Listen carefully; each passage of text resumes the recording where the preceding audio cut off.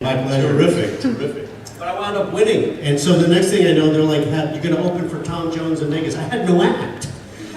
So yeah, I know. So I came up with this kind of stuff, and Is that an improv? at first, Yeah. but I wound up doing all this stuff, and so people saw that I did voices, and that's how I wound up getting voiceovers. It's quite an act, yeah. Thanks. Did you ever do Still got stand-up? it, the kids still got it. Oh, thanks. Did you ever do stand-up? No, I always sat down, no. You would have. I- See, you should have, right? No, I don't do stand-up. I do one-liners if I can remember some of the comics I stole them from. That's about it. It's Yeah. pretty incredible. Should we open it? Yeah, you have any questions you'd like to ask us? Yes. Yes.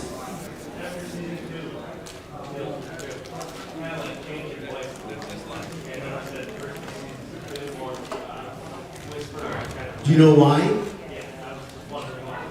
It's because the puppet didn't move very well when they first, the show, especially HBO was a new network at the time, and when they first started the show, they didn't give much budget. So Kevin Yeager, who made the puppet, didn't have as much money to put all those expensive servos and stuff in the puppet. And so what you heard later on is what I auditioned. But when I came into the studio to start recording, he was like, "Oh, we have to slow it down because the puppet's mouth doesn't move very well." And I go, "Okay, let's make him slower and more ominous." And that's what we had to do. And then when the show got popular, they gave him more money to spruce him up, to talk better, and so we could speed him up and make him funny in the way that we wanted to do it. And so that's the reason why. And a lot of people don't know this, but Kevin had made the puppet out of a bunch of spare parts out of his studio, because that's how little money they gave him. And if you look at the Crypt Keeper, Kevin Yeager also made Chucky, and designed some of the Freddy Krueger looks and this kind of thing. He's a very, very talented creature maker. And he took and used Chucky eyes for the Crypt Keeper. So when you go look at the Crypt Keeper, the eyes, those baby blues that he has, are Chucky eyes. They're actually eyeballs from the Chucky dolls, and he had spare in his studio. So that's kind of how it went. It's very creative. I know. And cheap. Yeah. It's a puppet. It's works. We had no idea that kids were watching that show when it originally came on, because it was on HBO. It had nudity, it had language, it was scary and all this stuff. But it makes total sense that people would watch it because it's a puppet. I would have watched it. I collected the comic books as a kid. So we did make a cartoon version, of course, as you know, and a game show even and that kind of thing. But there's a bigger fan base for it, as probably is for your show too, than there ever was, because people who grew up with it are very passionate. They're all here today. They keep telling me you voiced my childhood. That's great. You kind of grew up, didn't you? You kind of did. Terrific. You voiced a few generations of childhoods, I think, over the years. And amazing. Alan, can you talk a little bit about how you found the voice of Falcor? Yes, that's interesting too. Wolfgang, what was the last name? Peterson, yeah. He came to Los Angeles to audition. They'd already created the movie, they already had the puppet. I call him a puppet. He was about 10 feet long. Lovely furry thing that you see. And I guess maybe half a dozen people went in and auditioned for him, and I did the audition. And then I was notified the next day that I had it, and they would fly me to Munich, because they recorded at the Bavarian Studios where they filmed it. So I went over there, and they played me in the ADR room, where I had to put a voice to it. Because all I had was the film. They didn't have a voice for Falcor. So I watched it, and I saw this sweet thing, I said, okay, I'm ready. And I recorded it, And Wolfgang said, well, that's very good, thank you very much, that'll be all. I said, no, just wait. wait a minute, play it back for me. So he played it back, and I said, this isn't what I want to do. I need to do it again. He says, all right, you come back tomorrow. So I recorded it the next day, and that's the version that you see. The first day was technically correct, but no heart. And the second day, Falcor had heart and feeling and variation. And that's what she says, that's very good. I said, good. Thank you. He said, wait 1 minute here, there's some other character. He says, it's the rock biter. I said, oh God, show me. I said, okay, I know what I'll do. So, he already had this, you know, Irish children. I said, oh, okay, let's go.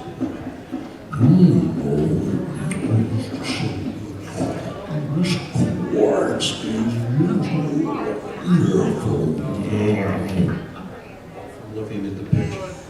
I said, thank you. He said, wait, there's one more character. There's Gabork. I said, what's Gabork? So I did that. Thank you. Oh, there's a little narration at the end. Would you mind doing that? They got 4 voices for the price of 1, and I was underpaid at that, but this is my reward.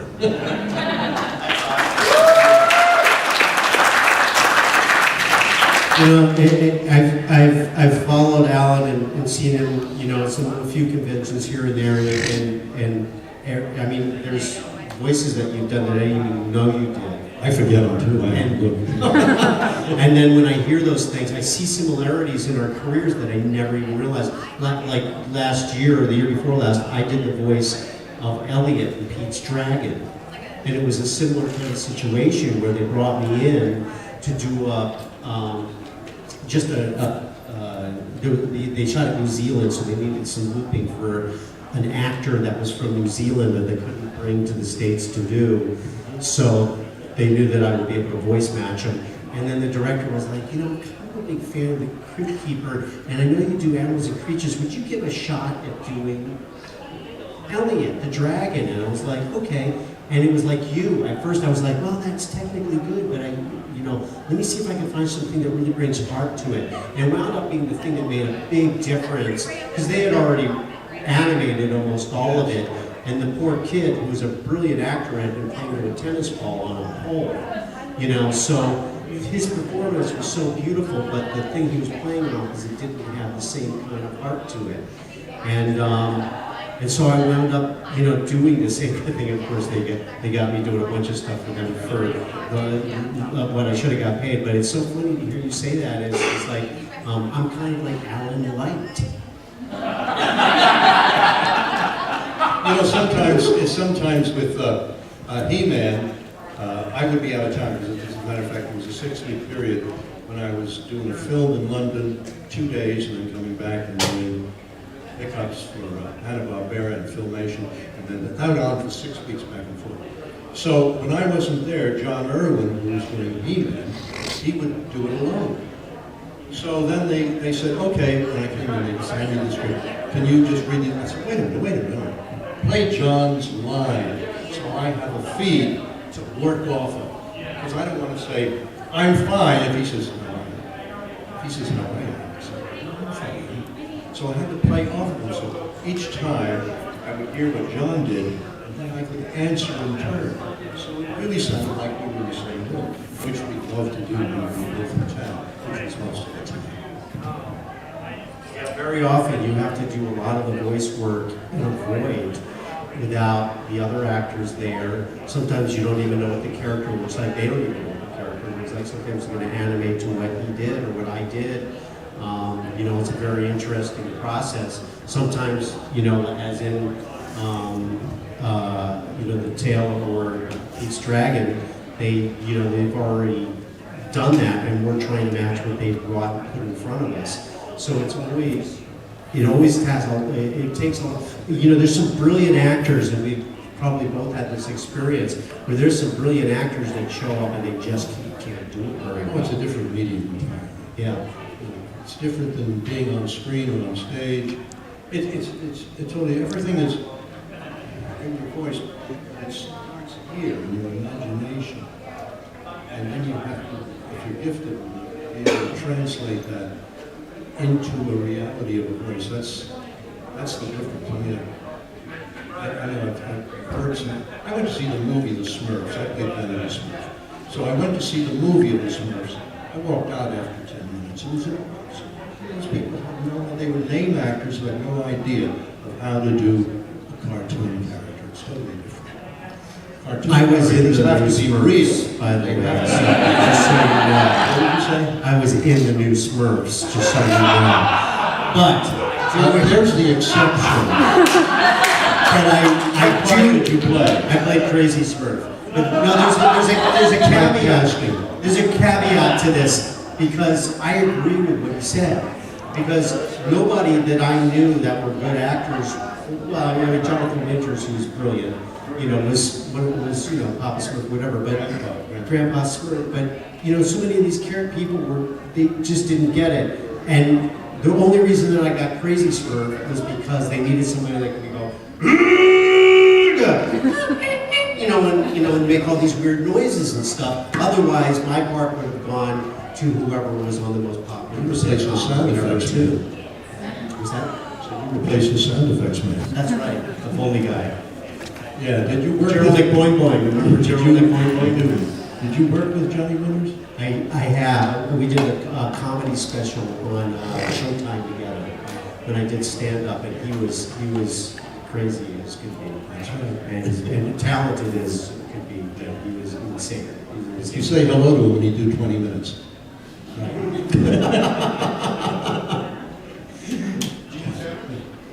What's that? Do I do Gene Simmons? Oh. He was asking if we were Gene Simmons because he came in for a Gene Simmons panel. We can be if you want us to. Yes.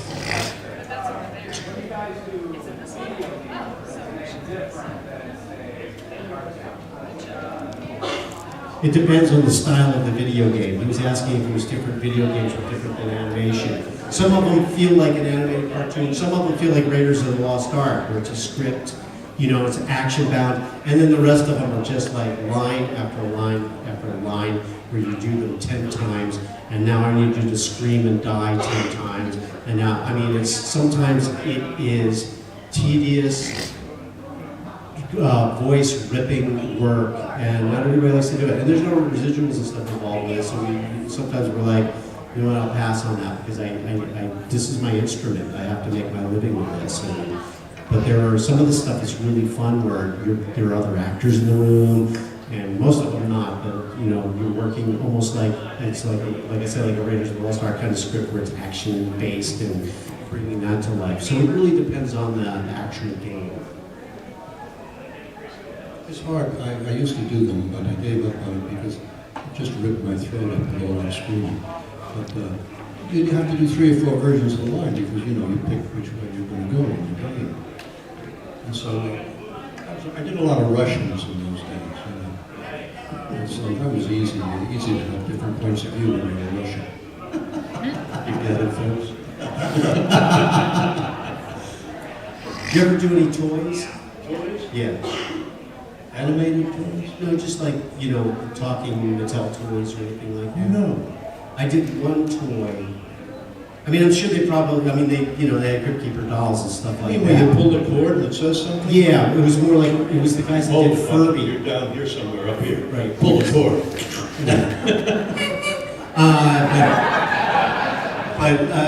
I did one, the guys that did Furby, because it was when you were saying that you had to do all those different versions of it because depending on what the person picked, it would change attitude. And there was a toy, it was called Tchaikovsky, and it was the guys that did Furby. And depending on how the kid treated the toy, the furry toy, whatever, it would take on different attitudes and would treat the kid back in a different way. But it had like, so they had me do, I had to do like 8 versions of every line. And it was the thing that they were like, oh, you come for a couple of sessions, you know, we'll pay you a couple of grand a session, which was pretty good money, but for a toy that sells a lot, it's not great, you know, you should really get paid a lot because you're making a lot of money off your voice. and you know, you'll be done in a couple of sessions. And it's like, okay, I'll do it. They wound up having so many versions of it. It took so long to record it. And I think they wound up like, I don't know how many sessions. It must have been 25 sessions because I wound up making $75,000 for this toy. And then, you know, I think the people who developed it got like $2 million to make this toy, and it never saw the light of day. I don't think it ever wound up on the shelves, you know. So you see what gets wasted. And video games can be like that too sometimes, you know. It's an interesting kind of thing that we do sometimes. I thought that was really a hard word, video game. It is. It can be, for sure. Another question? Yes. How was it working with that Crypt Keeper Jam? Oh, the Crypt Jam was a lot of fun. Thank you for asking. You had brought you brought me the was that you that brought the album? Somebody brought it today. It was cool. They had it on vinyl. The Crypt Jam, you know, it tells when the Crypt got interesting enough, and Thriller came out, so they were like, oh, we got to do. You know, we had done a Christmas album, you know, Mo title bomb, you didn't bomb my dad and mom. And it flew off the shelf, you know, and it was 17 of the best, you know, Christmas tunes you've ever heard, and they're hysterical. It's a great, they made one pressing of them, sold every single one of them the first season, and they never made more. And people ask me about it all the time. If you want to go get one on eBay, they're like $60 or whatever because there's not enough of them out there. So this is typical of that kind of thing. The Crypt Jam they made they were going to do a video. So it was going to be like a Thriller type video. Kevin Yeager, who made The Crypt Keeper, was going to direct it. He's a very good director. And they got some really good popping, you know, dancers and that kind of stuff. They got Chucky Booker, who was like the stand-up. Remember when I used to do stand-up, if you were going on too long, like Jonathan Winters, they'd just turn off the mic on you. Get the book. Yeah. But they got Chucky Booker, who used to write music for Janet Jackson, to write it, and everybody loved it. And we were going to release it on Halloween, and so they called me up and said, "You're going to be promoting it on Howard Stern." So I went in. Chucky showed up, and I recorded it. He let me improvise. We had so much fun. You know, he didn't know that I came from a musical background of doing, you know, Broadway musicals and stuff. So, which is a whole other story of how literally you get paid doing theater. But so it came out really good, and so I had to get on with Howard Stern, you know, from LA on the phone. And of course, back then, and Howard's still like this, but back then, if he didn't know you or know your thing, he immediately attacked it. He just would like try to make you sweat. And so I would turn into the Crypt Keeper and I'd go, "I'm just like you, Howard. I love to be hated." And he would be cracking. He couldn't help himself. He was laughing. He goes, "You know, I don't actually hate the Crypt Keeper. It's the puppet I hate. You're hysterical." Blah blah. You know, we talked. He goes, "What is this CD? Is it like the William Shatner album, or what is this?" I go, No, it's really good. Chucky Booker, who writes for, you know, Janet Jackson wrote it and all this stuff." He goes, "Oh, let's play some of it." He goes, "Oh, this is great." At first he was like, "Yeah, it's pretty good, but I'm tired of it already." And he goes, "How come you can't break CDs?" And he's trying to pretend like he's breaking it on the, you know, radio and stuff. So it was really kind of fun. It actually wound up being kind of a cool thing. The Christmas album, I showed up and they had all the tracks already recorded with a full orchestra. I mean, I don't know how much they paid, but it was unbelievable. And I just had a blast doing one fun, you know, if you've never heard it, I knew a surgeon who used to play in Laura at Christmas time, which I don't know, some of the stuff's kind of very funny and morbid. Are you showing us your armpit, or are you raising your hand? Are you showing us your armpit, or are you raising your hand? That's Mark. Do you have a question?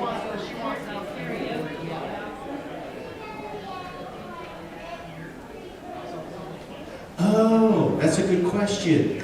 She wanted to know if there was going to be any more Crypt Keeper movies.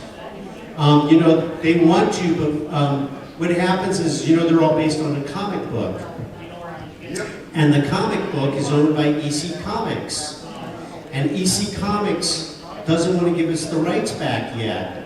Evidently, we're either not coming up with enough money or something, but we haven't been able to secure the rights to do more, because everybody wants us to do more, but we haven't yet. So we're hoping we do. So we're going to try. So I hope that you get to grow up on some of the cool movies that we got to grow up on, Tales from the Crypt. They have a Tales from the Crypt cartoon, did you know that? Yeah, your parents might be able to find them on DVD, online or whatever, pretty cheap, but they're really good, they're fun. You like Johnny because you're like, I'm just doing the additional stuff for 1995.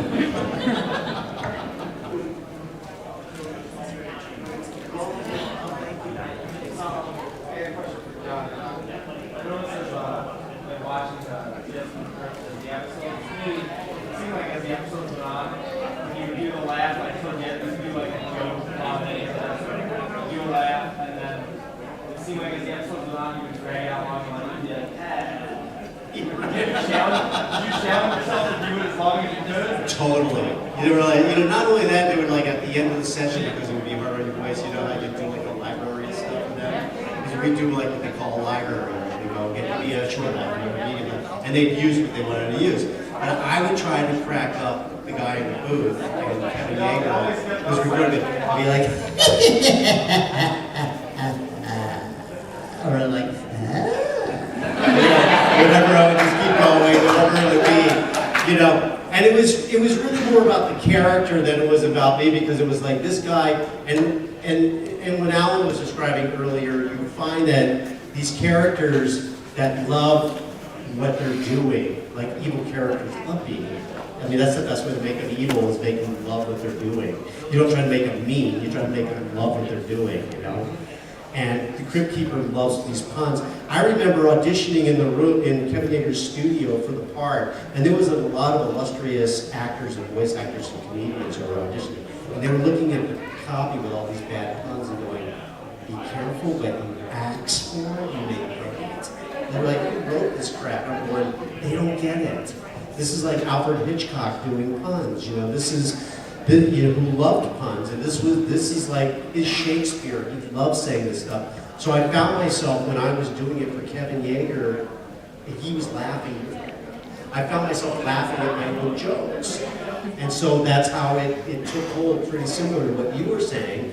This laugh, and I've been thinking Margaret Hamilton, because I used to do the Wizard of Oz thing, and and of course the character that he said he saw was a skeleton.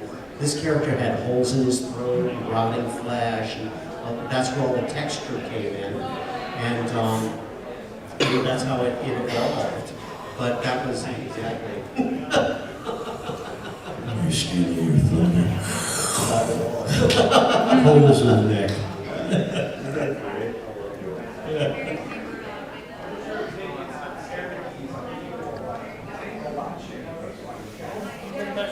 Oh, I love that. First of all, I ran into, they parody you too, did you know that? On Robot Chicken. And people laugh. You haven't seen it. Do a parody of a parody. Yeah, you haven't seen it. But people were writing and go, have you seen this? Are you wanted? Is that you? And obviously it's not me. First of all, they couldn't hire me because they'd have to pay for the rights. And since they're doing a parody, they don't have to pay for it, But I ran into, I know Seth Green, who's one of the producers on the show, who you all know from, the Spy, and Shaggy movies and all that stuff. And, he said that one of his writers, one of the guys who runs the show, is just obsessed with the Crypt Keeper and Skeletor. And so they do, the Crypt Keeper is goes to, horror high, Monster High, and starts screaming at the kids for stealing his stick. It's like, that pun was mine! What are you doing? And that kind of thing. But it's hysterical. I mean, who wouldn't want to be parodied? That's the best compliment to what we do, to have guys imitate us. I mean, I can't tell you how many tattoos that I see. Do you get tattoos of Skeletor? Why do what? Do you get people coming up to you? Do you get people coming up?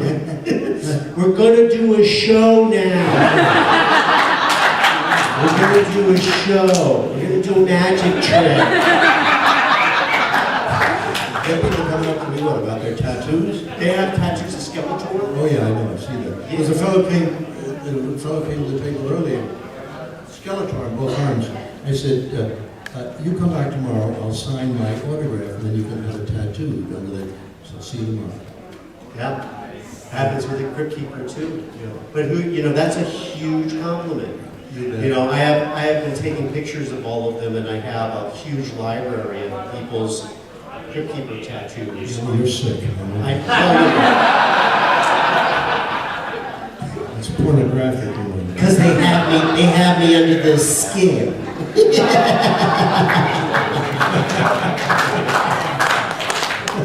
But I have a guy that's setting me up a fan page because I have a lot of, some of you are my Facebook friends, and as Alan will tell you, there's more people than they allow you to have them. But so I'm setting up a fan page so that I can have as many people follow what I do as possible. And one of the first things I'm going to do is start posting those Crypt Keeper tattoo photos. Some of them are pretty disgustingly bad. Some of them are quite extraordinary. So Come to your table with your show, I'll see that. yeah, well, I'm not wearing them, Alan. No, I mean on my phone. I do have some on my phone. Found out again. But it's a huge compliment to be parodied and to have a character. I mean, the fun thing is that our characters are much more famous and much more long term than probably some of the things we've done on camera. Because I mean, some of the is my fly down? Oh, I see. Talking about pornographic. These characters, it's really joy for us to be the kind of actors that get to bring characters to life that are memorable.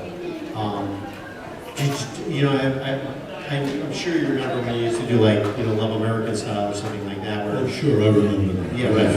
When people used to come up to you on the street. I actually had gone to Universal Studios. There's something going on behind me, right? Anyway,